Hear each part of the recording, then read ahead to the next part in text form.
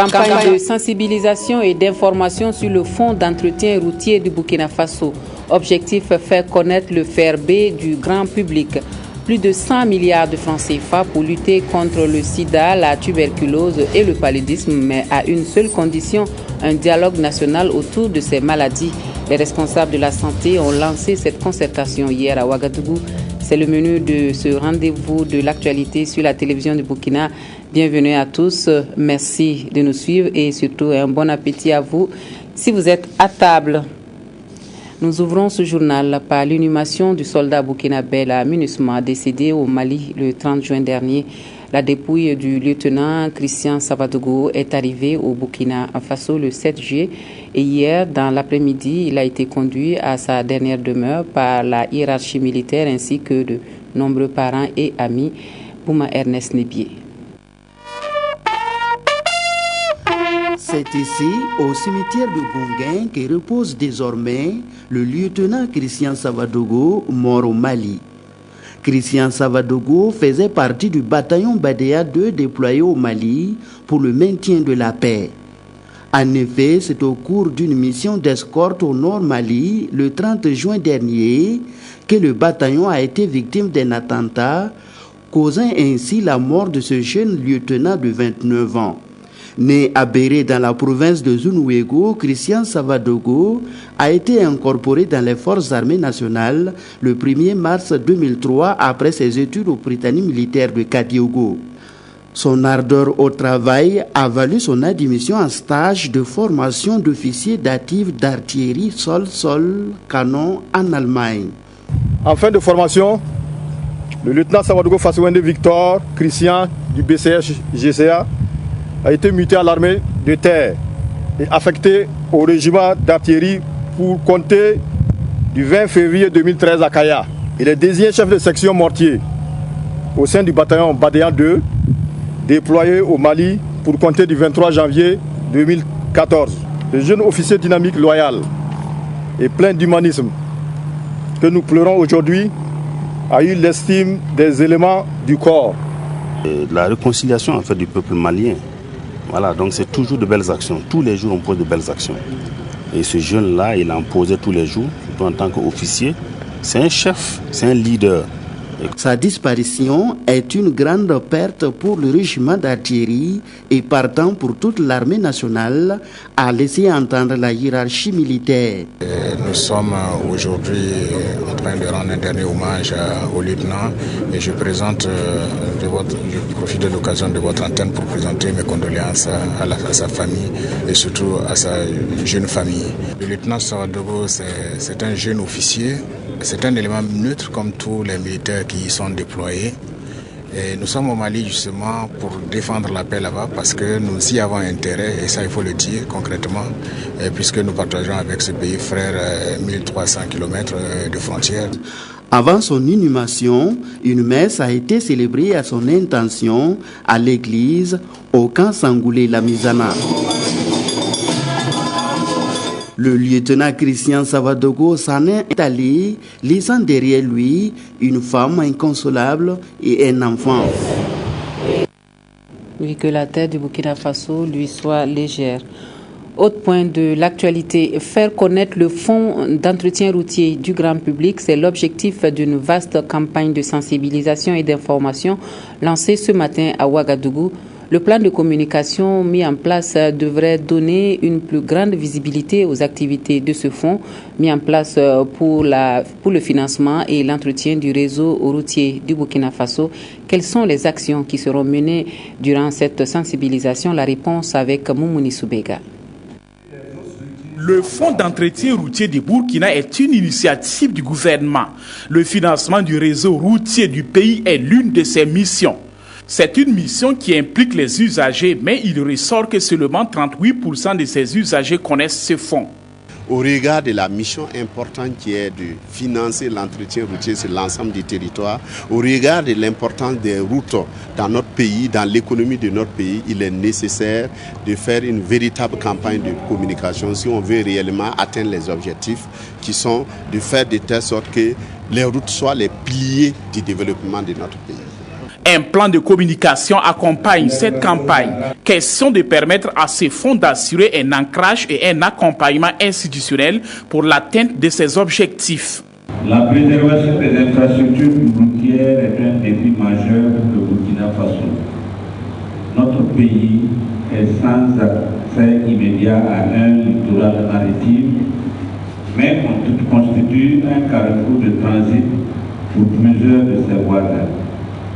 L'essentiel de ces approvisionnements et de ces échanges se fait par la voie terrestre. Pour cela, le Burkina se doit non seulement de disposer d'un réseau routier performant, mais d'agir à le maintenir constamment en bon état.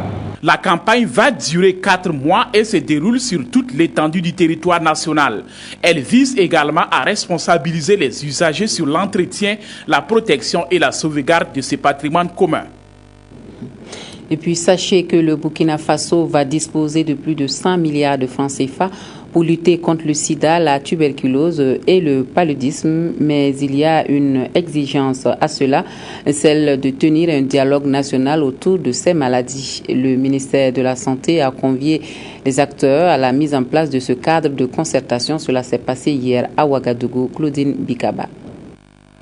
Les acteurs de la santé se sont réunis à Ouagadougou dans le cadre du dialogue national sur le Fonds mondial de lutte contre le sida, la tuberculose et le paludisme. En effet, 102 milliards 300 millions de francs CFA seront mis à la disposition du Burkina s'il remplit certaines conditions pour bénéficier de ces fonds afin de lutter contre ces 3 maladies. Ce que nous recherchons aujourd'hui, c'est de pouvoir consulter le plus largement possible tous les acteurs, qu'ils soient des acteurs du public, du privé, qu'ils soient des acteurs de la société civile, afin que ce que nous allons arrêter comme programme prioritaire à soumettre au Fonds mondial pour pouvoir bénéficier de ces ressources-là, soit un programme qui a été accepté par toutes les parties, soit un programme qui a été rédigé par chaque partie et que chaque acteur se retrouve lors de la mise en œuvre donc, du programme financé par le Fonds mondial. Le dialogue national consistera à extirper ce que nous pensons être des priorités pouvant être soumises au financement du Fonds mondial.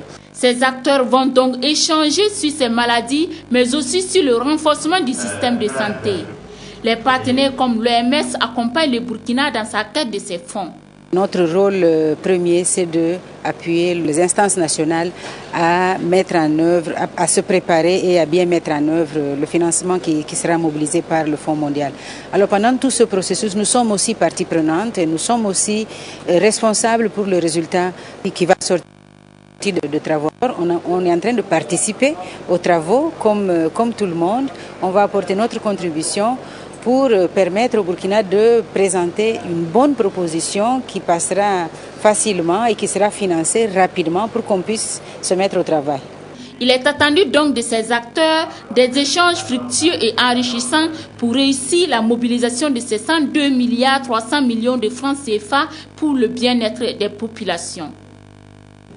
Et le ministère de la Santé qui veut arrêter le traitement de la filariose lymphatique va devoir faire le tour des districts sanitaires pour évaluer les critères d'arrêt du traitement. Cela consiste à aller au renseignement auprès des communautés sur le mode de transmission de la maladie. À Zablo, où l'enquête a été lancée, 1000 enfants de 6 à 7 ans seront dépistés. Éléonore Yerbanga Ouedraogo. Une prise de sang de la petite Lamoussa Sawadgo et exactement 10 minutes après, les résultats de son test sérologique par immunochromatographique est négatif.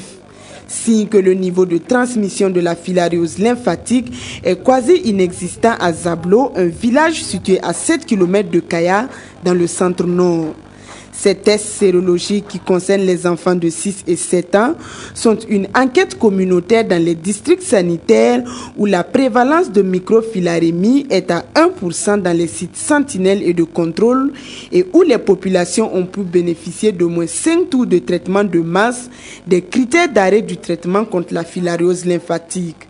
Il était important, quand vous menez une telle activité, de s'arrêter à un certain moment pour évaluer la transmission et voir si nous avons été performants, et voir si le programme en charge de cette question-là est performant, et voir quelles sont les nouvelles stratégies à développer. La présente enquête va également concerner, en plus de la région du centre-nord, les régions du centre-ouest et de la boucle du Moun et va coûter environ 52 millions de francs CFA. En cas de résultats satisfaisants, le ministère entend rester vigilant pour préserver les acquis dans la lutte contre cette maladie invalidante.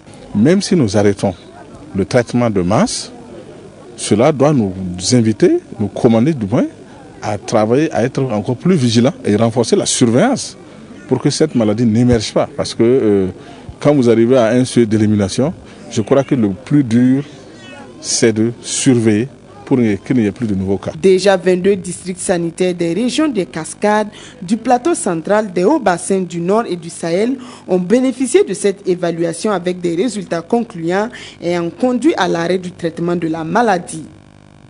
Le réseau des parlementaires d'appui à la mutualité au Burkina Faso et l'association Aide au développement endogène s'engagent à conjuguer leurs efforts pour la promotion du système mutualiste et de la protection sociale. Un protocole de partenariat a été signé dans ce sens. Sougrenoma Ibrahim Digma. Ce sont des signatures qui mutualisent des efforts mais aussi des engagements pour promouvoir la mutualité. L'association Songui Mangré Aide au développement endogène ASMAD et le réseau parlementaire d'appui à la mutualité au Burkina Faso REPAM main dans la main pour développer des actions de plaidoyer pour la prise en compte des mutuelles de santé dans les politiques publiques et pour mobiliser des ressources nécessaires à cet effet. L'engagement premier que le réseau a pris, c'est de prendre position sur les questions d'intérêt et de formuler des recommandations à l'attention du gouvernement et de tous les acteurs qui œuvrent dans le domaine de la couverture maladie des populations.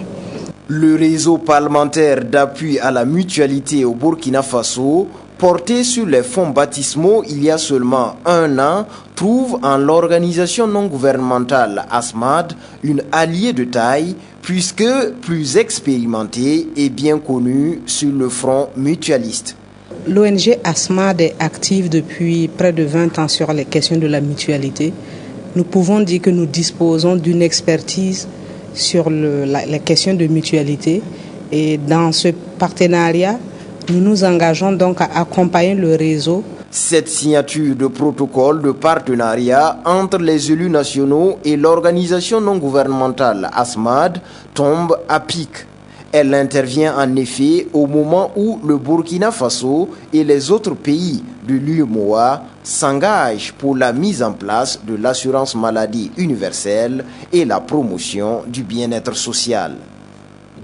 Le ministère de l'Industrie, du Commerce et de l'Artisanat qui lutte contre la surenchère des prix des produits de grande consommation durant le mois de Ramadan.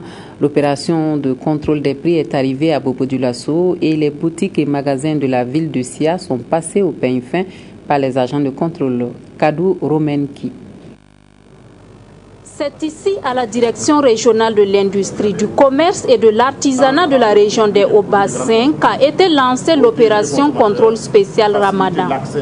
Une façon d'empêcher la flambée des prix de certains produits en ces temps de carême, notamment le sucre et l'huile. J'achète l'huile 100 litres, 5 litres là, 5 litres savon là, 4 000 et sucre un paquet là, 725.